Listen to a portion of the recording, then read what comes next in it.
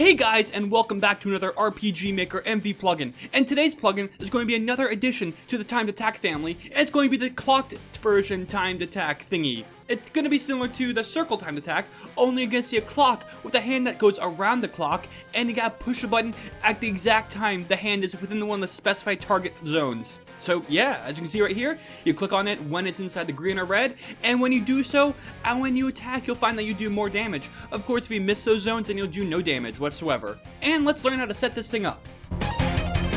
So to install the plugin, make sure you have this timed attack core plugin installed, and then just install the timed attack clock plugin like that. It's pretty simple. Next, just go into any skill you want this timed attack to affect, and input timed attack, clock, and then underneath it, end timed attack, and you'll be good to go.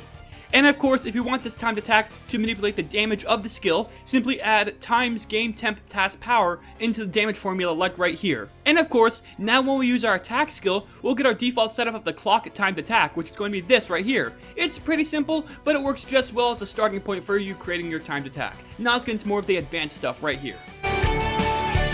Like all the other timed attacks, this one has properties you can manipulate in the parameters or in the skill note box, but as you may notice, there's a lot more than usual in the clocked timed attack, so let's go through all of these and see what we can do. So to start off, we have the default sound effect, we have the background image, we'll get into that later, we have the repeat type, which of course is going to be none, repeat, or reverse. We of course have the speed, which can be a number or a JavaScript formula, we'll get into that later. We also have the length of the arm, which also defines the length of the background and the length of the highlighted parts. We'll get into this more later. We also have the height above the actor, in which a clock timed attack will appear. We have the thickness of the actual arm in the timed attack. We have the start and end position. These are going to be like degrees, so like 0 to 360, so 0 is going to be like the starting point, and then 360 is going to be the ending point. But of course, if you want to make this shorter, bigger, however you like it, you can manipulate it right here or in the timed attack status skill thingy. You can also change the colors of everything, such as a hand color, the base color, which is going to be the thing in the very center, the fade color, which is going to be the color of the hand when it's already been clicked, and there's another one.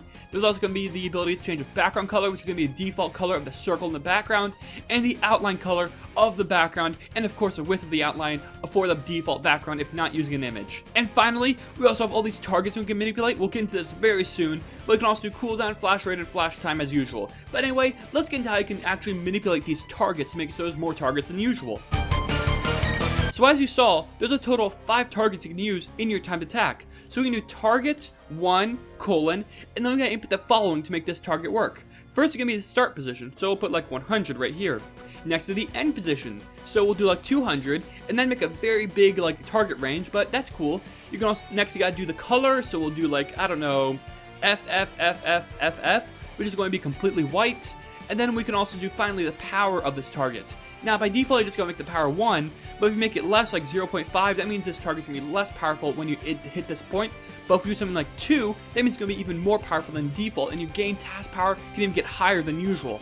But I'll just set it to 1 for now and check out how it looks. Now as you can see, our target is a lot bigger and completely white, which is different from what it was by default. Now let's try adding more targets. So as you can imagine, adding another target is as easy as just copying this and pasting it, then changing target 1 to target 2.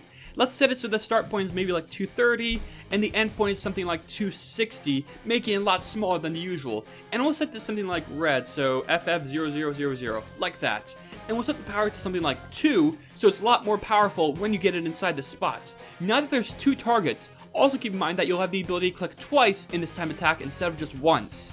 So now as we go into our game, we'll find that our new timed attack is going to have 2 target zones, and our timed hand thing is actually going to go twice to hit the 2 target zones. As you saw there, I hit them both perfectly, but I missed it there, so it's going to do not as much damage. If I hit if I miss it completely, it's not going to hit.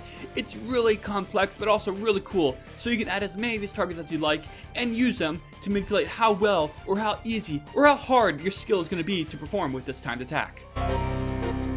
Next, let's learn how to actually set up a background image. Now, like all the other timed attacks before, all the images need to be placed in the image folder, some random dude, TAS, and then all the images. So right here we have pizza.png. Let's use this as our background instead of the default background. So to do so, simply do background image, then set the image name to the name of the file. So pizza, like that, and we are good to go. Now when we use our timed attack, we'll find that, hey, now it's a pizza instead of that usual thing.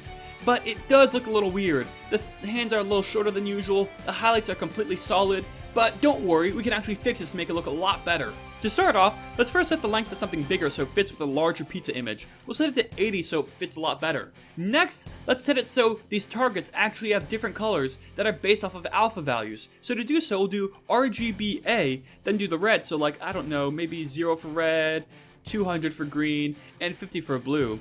And at the very end, we're going to add the alpha. Now this is going to be how transparent it is. So if we do 0.5, it's going to be slightly more transparent than usual. And of course, let's copy this and paste it onto the other target to make it match well. We'll set this to 50 this time, then set the red to maybe 255, like that. Now, as you can see, things are going to be a lot different. It's going to fit a lot more with the length of the pizza. The highlights are now going to not be completely solid, but actually like slightly invisible, so it actually fits well and merges with the image of the background. And yeah, that's really all it takes to make this cool image look a lot cooler than usual. But of course, if things look a little too transparent, just set this value to a higher number, like, I don't know, maybe 0.8 this time instead of 0.5. That'll make it more solid and easier to see, yet at the same time so transparent so you can see the background image underneath it. Now the final thing to address is the speed formulas. Every timed attack up until now has had speed formulas available, but I haven't really gone over them. But we'll do that today. So to start off, let's do speed is set to, I don't know, 2. And that's going to be our base speed. But say we want the speed to slowly increase as the timed attack goes on. We can do something like plus f divided by 60, and the f value is going to represent how many frames the timed attack has existed for. So by adding f divided by 60, it's going to increase slowly, but also at a steady rate. Now, as you can see, it'll slowly start to accelerate and go a lot faster than it was initially. It may be a little hard to tell, but it is increasing in speed. If we do something like f divided by 20, it'll be a lot more noticeable. And as you can see, it certainly does get a lot faster over time. Another thing someone requested is the ability to make it so the speed increases every time the person pushes a button to hit a certain target. And that can be actually added also. Simply do something like this.setTargets.length. And this is going to be the amount of targets that have actually been hit. So every time the person hits the enter button, 1 is going to be added to this value. So if the person has hit it once, this value will be 1, but if they hadn't hit anything, it's going to be 0. So if we do something like this.hitTargets.setTargets.length times 3, this will make it so the speed will increase by a pretty good amount when the target is hit once. So as you can see, when it starts off it's pretty slow, but when we hit it, it's going to increase speed immediately. So let's do it like a thing. So it's pretty slow, hit the button, it's going to go faster. So once again, hit be slow, hit the button, go faster, and we can actually hit both targets and get a good amount of damage. And that's really all for this plugin. The download link to this plugin is in the description of this video. If you enjoyed, please give this video a thumbs up. Please leave a comment below on what timed attack you want to see in the future. Also be sure to check out my Patreon to support me creating more of these awesome plugins. And that's really all for this video, so until next time, bye!